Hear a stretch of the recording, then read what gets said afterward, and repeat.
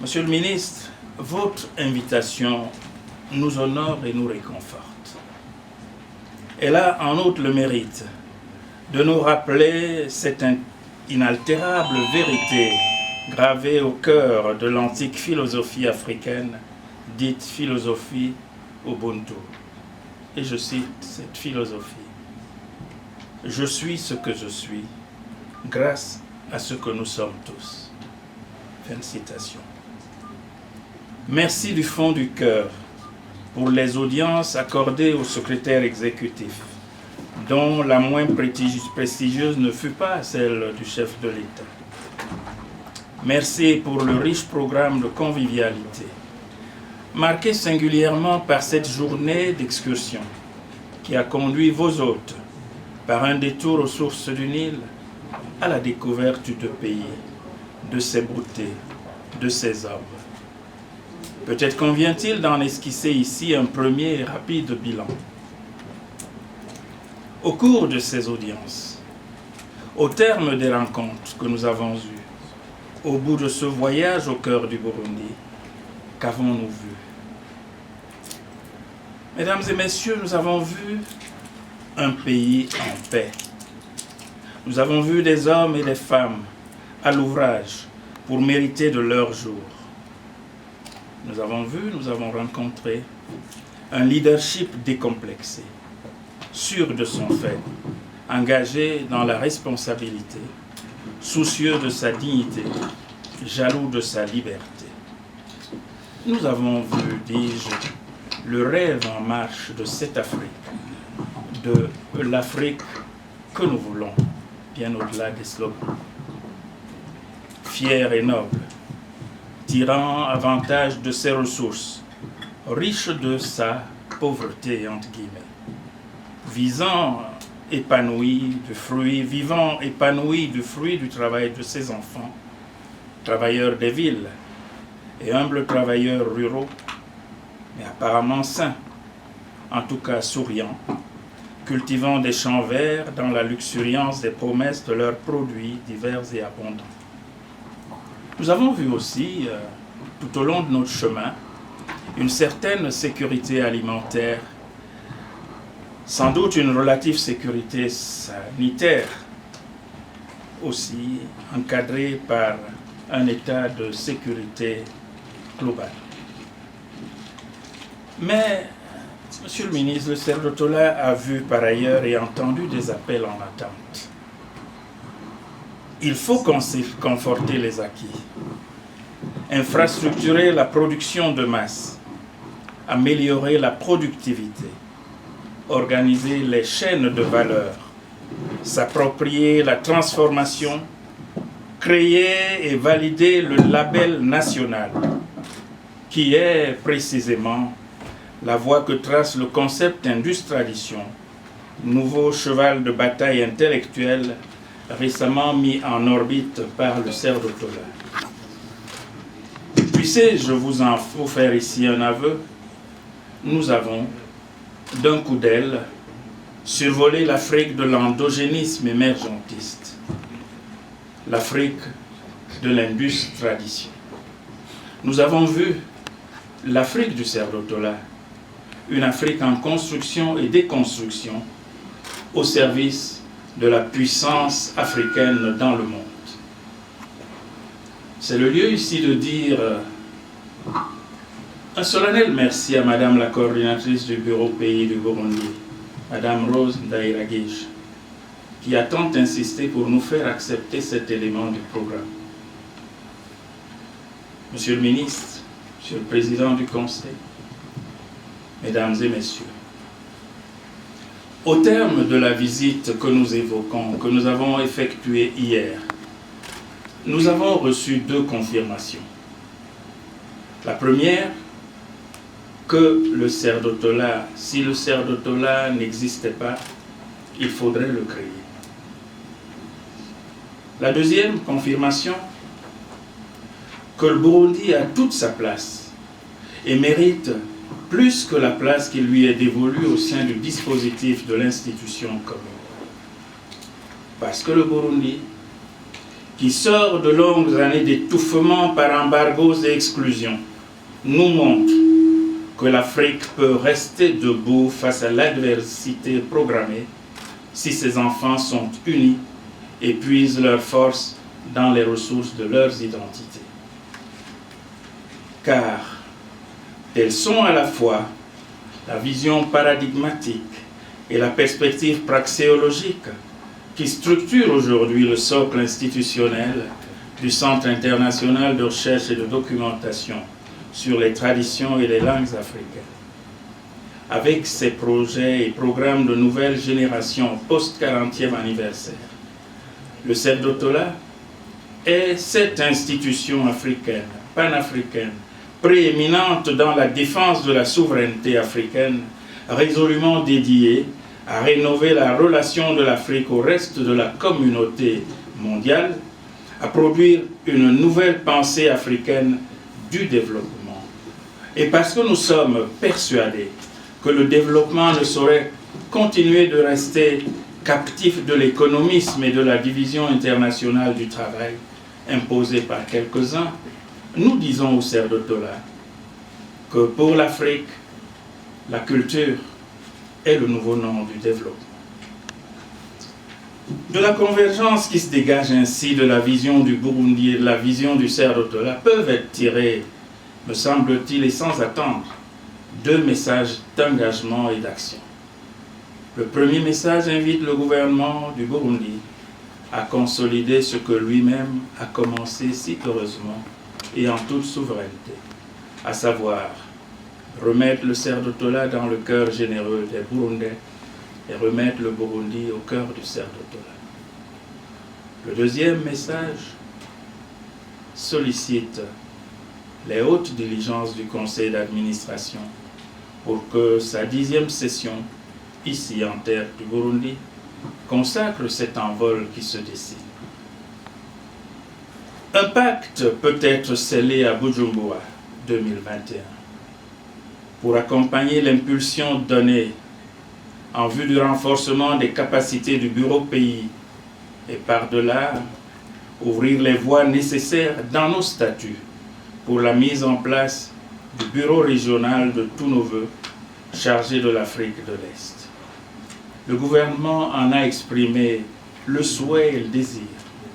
Le secrétariat exécutif y est engagé. Le secrétaire exécutif, disposé à s'exécuter, est prêt à accueillir les pouvoirs qu'il plaira au Conseil de lui accorder à cette fin. Monsieur le ministre, Excellences, Mesdames et Messieurs,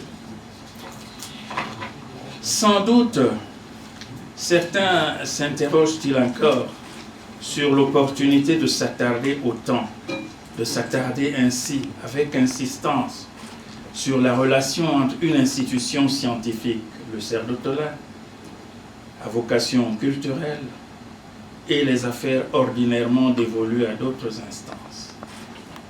Permettez-moi de reprendre ici une thèse que je me plais à dérouler depuis quelques années déjà, dans le cadre des rencontres et des conférences que nous sommes appelés à donner.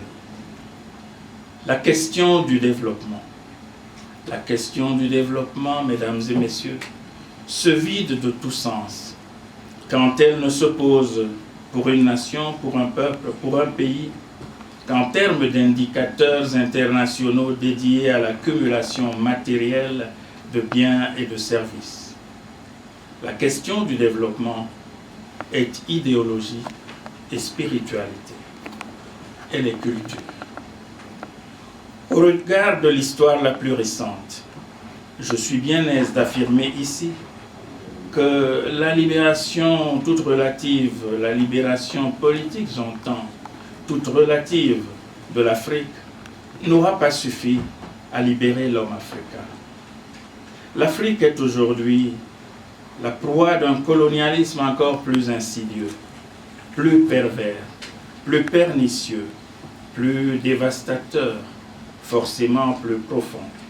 Le colonialisme de la division internationale du travail, le colonialisme de la course au développement comparé, le colonialisme des frontières dites héritées si néfaste à l'intégration des peuples du continent, le colonialisme de l'extraversion de la conscience spirituelle des élites africaines, le colonialisme des éthiques douteuses. Or, on le sait, c'est par sa culture bafouée, ignorée, méprisée, néanmoins pillée, que l'Afrique précoloniale a été dépossédée de son intégrité, de son identité, de son riche patrimoine, de son humanité. C'est donc par les armes miraculeuses de la culture retrouvée et pleinement revalorisée, sa véritable libération du joug d'autrui, consolider les indépendances devenues virtuelles malgré le prix payé pour les arracher, établir les voies de sa soutenabilité, de son endogénéité, de son émergence. À cette tâche si noble, aucune main ne sera de trop. Il faut savoir toutefois qu'il n'existe pas de culture sans homme de culture, pas de culture sans créateur de culture, sans diffuseur de culture, sans idéologue de la culture, sans opérateur de culture, point de culture, dis-je, sans esprit de culture. C'est dire qu'il n'y aura pas de culture de développement et d'intégration de l'Afrique en l'absence d'institutions scientifiques africaines, compétitives, décomplexées, dédiées à la cause avec grand C, dotées de ressources substantielles et significatives. Nous en sommes persuadés pour notre part. Un autre avenir est possible pour l'Afrique. Il se fera avec les masses critiques de compétences identifiées, fédérées, mobilisées systématiquement autour de l'idéal. Il se fera avec des institutions culturelles africaines crédibles et écoutées, des institutions outillées pour extraire l'intelligentsia africaine du défi de l'autre, pour sortir les hommes et les femmes d'Afrique du « nous aussi ambiant », pour assurer à la jeunesse africaine de se voir, de se dire et se penser comme telle et telle qu'en elle-même, c'est-à-dire comme une portion incontournable de l'humanité globale mais diverse, ou le jeu pensant de l'homme africain, voie royale pour que l'Afrique puisse assumer son destin, aura définitivement pris le pas sur le jeu pensé pour l'homme africain. Car le temps est venu de réinventer des idées à partir d'une connaissance scientifique du passé, glorieux ou moins glorieux de l'Afrique. Le temps est venu de renouveler celle des idées qui se seraient essoufflées à l'épreuve de la durée. Le temps est venu de donner des ailes à l'intelligence africaine, reconnectée aux sources de la mémoire par la puissance des langues africaines documentées, valorisées en tant que grenier et vecteur de cultures et de civilisations. Oui, mesdames et messieurs, voici le temps d'oser. Oser penser, oser dire, oser diffuser son label, oser prendre l'initiative et faire dire sur la base de sa différence avec grand A, plongeant ses racines dans les valeurs immémoriales de son être au monde, devenir soi-même son propre agenda. Ce fut et c'est toujours le rôle des institutions culturelles patrimoniales partout dans le monde. C'est en quoi ces institutions sont partout dans le monde les moteurs du développement vrai. Partant d'ici, je lance donc un appel au gouvernement du Cercle-Tola afin que les institutions du continent, mais d'abord le Cercle-Tola, puissent bénéficier du soutien requis pour mieux éclairer la dynamique temporelle de la globalité dans laquelle les identités culturelles africaines suggèrent de nouvelles modalités d'expansion conquérantes susceptibles d'actualiser un potentiel de transformation productive importante et à travers elle la projection de dimensions paradigmatiques favorisant une transformation humaine globale.